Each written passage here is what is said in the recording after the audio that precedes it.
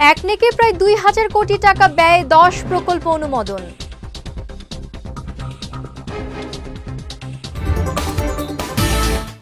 শেখ হাসিনাকে ফেরাতে ভারতকে চিঠি দিয়েছে বাংলাদেশ, জানালেন পররাষ্ট্র উপদেষ্টা।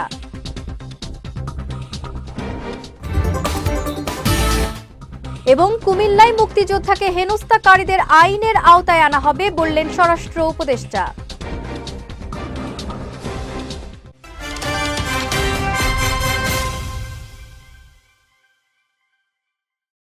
আসসালামু আলাইকুম, বিজয় রাতের সংবাদে আমন্ত্রণ জানাচ্ছি আমি জিনি আক্তার সুইটি।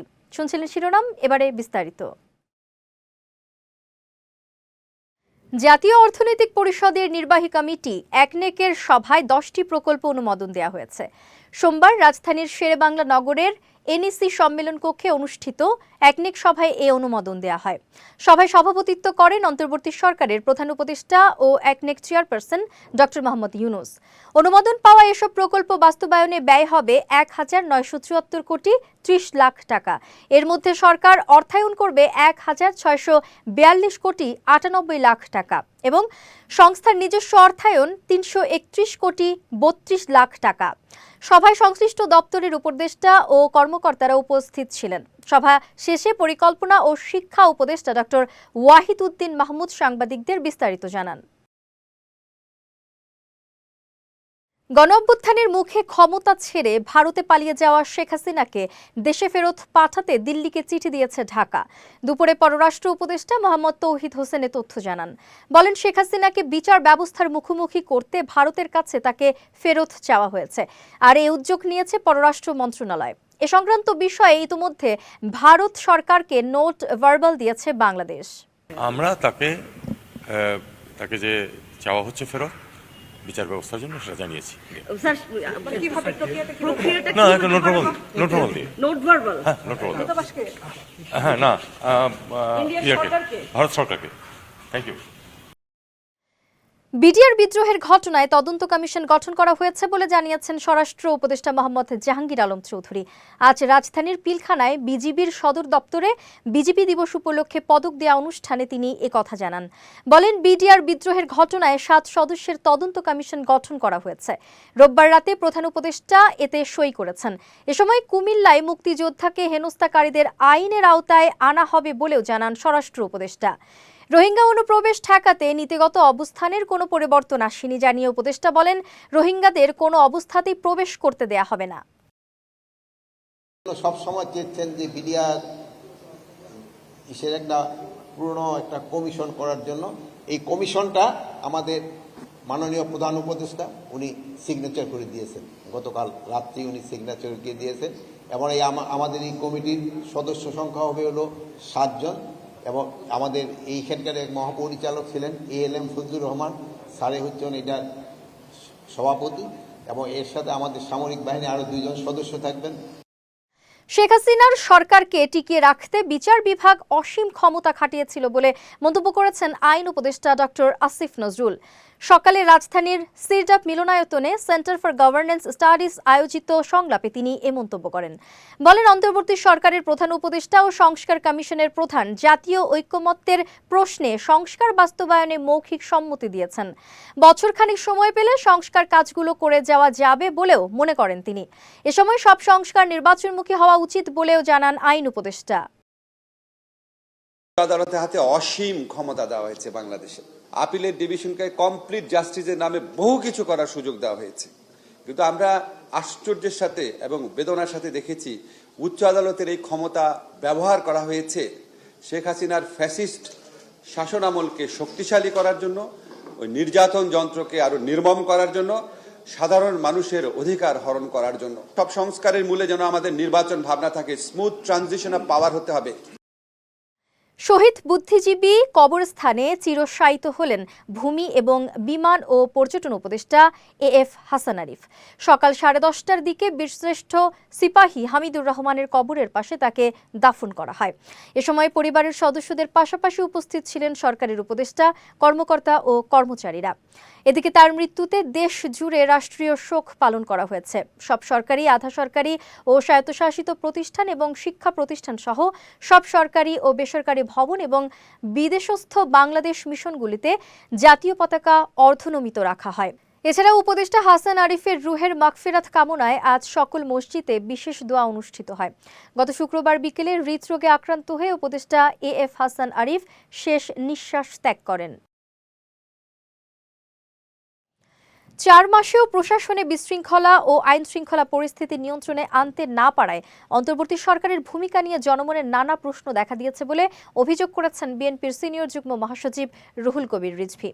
বিএনপি চেয়ারপারসন বেগম খালেদা জিয়ার রোগ মুক্তি কামনায় সকালে নয়াপল্টনে মুক্তিযোদ্ধা দলের মিলাদ ও দোয়া মাহফিলে তিনি এই অভিযোগ করেন। এ সময় সরকারের কয়েকজন উপদেষ্টার বক্তব্যের সমালোচনা করে রিজভী বলেন, সংস্কারের নামে মানুষকে দীর্ঘদিন ভোট বঞ্চিত রাখা গ্রহণযোগ্য হবে না। ভারতের সহায়তায় শেখ হাসিনা সেদেশে বসে বাংলাদেশের বিরুদ্ধে নানা ষড়যন্ত্র করছেন বলেও অভিযোগ করেন তিনি। বাংলাদেশের মানুষ কোনো দেশের তাবেদার মেনে নেবে না বলেও এ সময় হুঁশিয়ারি দেন বিএনপির সিনিয়র এই নেতা। আওয়ামী লীগের রাজনীতি ছিল দখল, পাচার, ফ্ল্যাট আর জলাভূমি, বিভিন্ন সরকারি সম্পত্তি, মানুষের সম্পত্তি দখলের রাজনীতি। এই কালচারই তিনি তৈরি করছেন। এবার জেলা সংবাদ।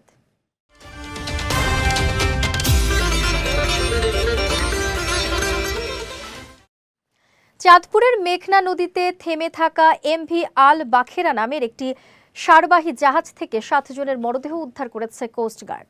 এছাড়া গুরুতর আহত অবস্থায় রয়েছেন আরও একজন। দুপুরে সদর উপজেলার মাঝির বাজার এলাকায় নোঙ্গর করা ওই জাহাজ থেকে মরদেহগুলো উদ্ধার করা হয়। নিহতরা ওই জাহাজের নাবিক ও কর্মচারী ছিল। চাঁদপুর অঞ্চলের নৌ পুলিশ সুপার সৈয়দ মোহাম্মদ শফিকুর রহমান জানান, মরদেহগুলো জাহাজের বিছানার ওপরে পড়েছিল। দেশীয় অস্ত্র দিয়ে তাদেরকে কুপিয়ে হত্যা করা হয়েছে। এ ঘটনার সঙ্গে ডাকাতির যোগসূত্র থাকতে পারে বলে প্রাথমিকভাবে ধারণা করা হচ্ছে বলেও জানান তিনি।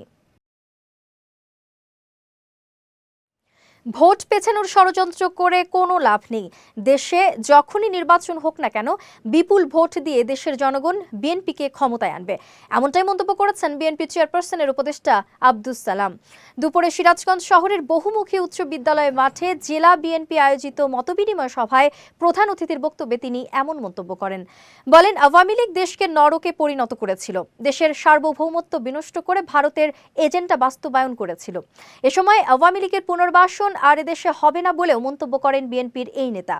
সিরাজগঞ্জ জেলা বিএনপির সভাপতি রুমানা মাহমুদের সভাপতিত্বে সভায় বিএনপির রাজশাহী বিভাগীয় সাংগঠনিক সম্পাদক শাহিন শওকত, সহ সাংগঠনিক সম্পাদক আমিরুল ইসলাম আলিম সহ অনেকে উপস্থিত ছিলেন। এখনো অনেকে মনে করেন ভোট দিলেই বিএনপি চলে আসবে, ভোট যত পিছানো যায় আমরা পিছানোর চেষ্টা করি। 3 মাস, 6 মাস, 9 মাস, 1 বছর পিছায় কোনো লাভ নাই।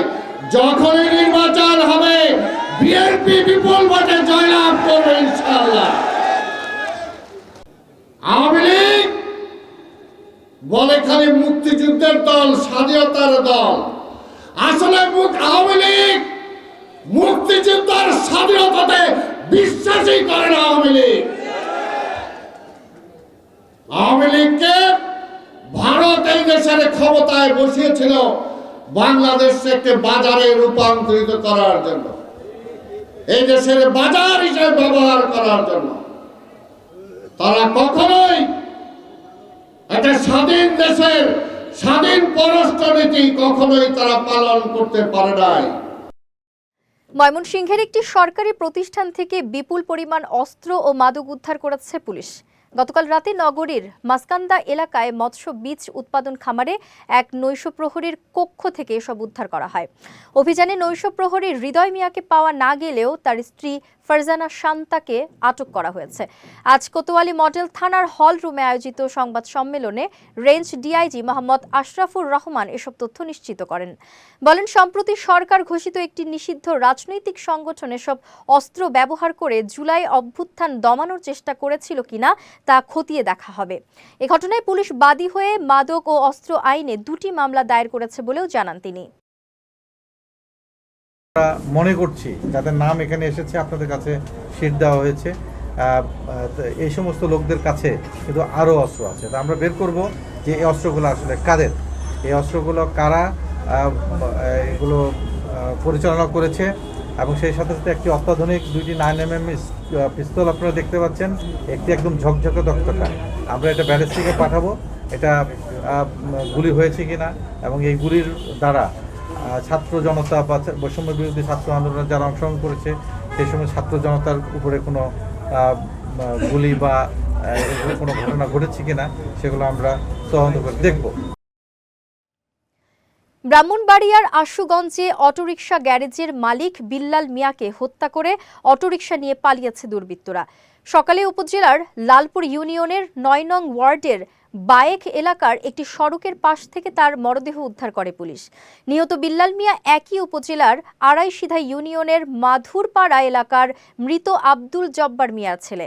পুলিশ ও পরিবারের সদস্যরা জানায়, রোববার সন্ধ্যায় বিল্লাল তার গ্যারেজ থেকে একটি অটোরিকশা নিয়ে বের হয়। এরপর থেকে তার আর খোঁজ পাওয়া যাচ্ছিল না। সকালে সড়কের পাশে তার মরদেহ দেখে পুলিশে খবর দেয় এলাকাবাসী। পরে পুলিশ মরদেহ উদ্ধার করে ময়না তদন্তের জন্য জেলা সদর হাসপাতালের মর্গে পাঠায়। যাচ্ছি খেলার সংবাদে।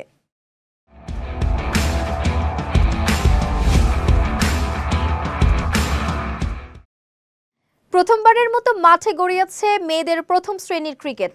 সেখানে দেশের প্রথম নারী ক্রিকেটার হিসেবে সেঞ্চুরি করে ইতিহাস গড়েছেন জাতীয় দলের অধিনায়ক নিগার সুলতানা জ্যোতি। আজ রাজশাহীর শহীদ কামরুজ্জামান স্টেডিয়ামে উত্তরাঞ্চলের বিপক্ষে মধ্যাঞ্চলের হয়ে ১৫৩ রানে দুর্দান্ত ইনিংস খেলেছেন জ্যোতি। ২০টি ৪ ও ২ ছক্কায় ২৫৬ বলে ১৫৩ রানে অপরাজিত থাকেন তিনি। নারী ক্রিকেটের লঙ্গার ভার্সনে একমাত্র সেঞ্চুরিয়ান এখন এই উইকেট রক্ষক ব্যাটার। বাংলাদেশ পুরুষ ক্রিকেটে প্রথম শ্রেণীতে প্রথম সেঞ্চুরির রেকর্ড আল শাহরিয়ার রোকনের। ১৯৯৭ সালে নিউজিল্যান্ড সফরে সেঞ্চুরি করেন তিনি।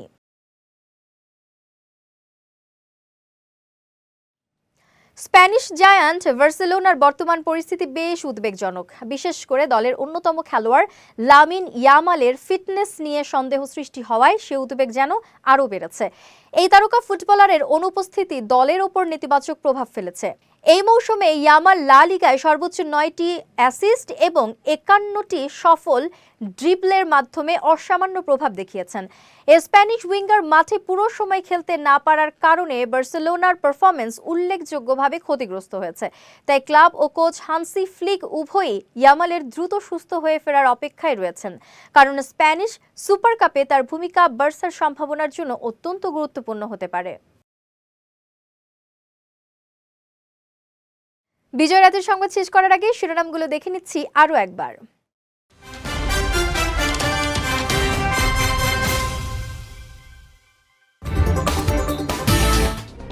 একনেকে প্রায় ২,০০০ কোটি টাকা ব্যয়ে ১০ প্রকল্প অনুমোদন।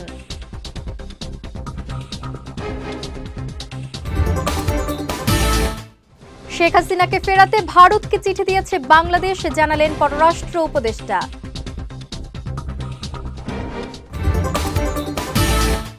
এবং কুমিল্লায় মুক্তিযোদ্ধাকে হেনস্থাকারীদের আইনের আওতায় আনা হবে বললেন স্বরাষ্ট্র উপদেষ্টা।